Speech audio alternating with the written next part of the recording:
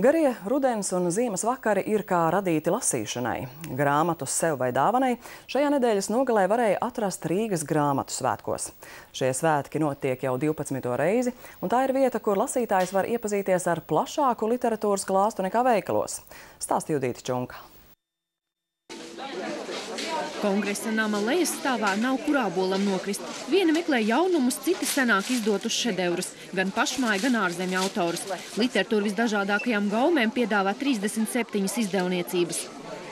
Cilvēki pērk gan šīs ekonomiskās grāmatas, vienu pērk, otra ar 50% atlaidi, gan romānus, jo pa brīnišķīgām cenām ir kolosāli romāni. Ļoti daudz nāk bērnu grāmatiņas pirkt, romānus, kungi pienāk Heiliju uzreiz pērk, vai vientulības tīmekli, vai vēsturiskās grāmatas. Katrā ziņā cilvēki zina, ko pērk.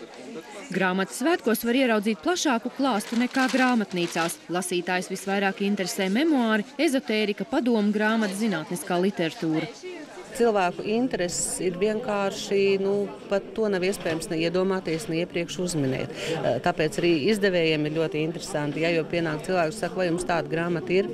Nē, nav, bet kāpēc nav? Vajag taču, jā. Varbūt tiešām vajag, būs jāizdod varbūt. Šogad īpaši izcelta bērnu literatūra, jo rakstnieki, mākslinieki un izdevēji sarūpējuši daudz jaunumu mazajiem lasītājiem. Kamēr pieaugušie pērk grāmatas, bērni zīmē, min mīklas, skatās multfilmas un, protams, lasa. Šajā skaistajā pavasarī vāva ar mammai piedzimuši 3 brīnumjāki mazuļi. Šodien mazie pirmo reizi iznāks no midziņas. Tomas labāk lasa grāmatas nekā spēlē datorspēles. Savu mīļāko grāmatu Māra Putniņa mežonīgos pīrāgus un pildītos piparus pārlasījis jau 16 reizes.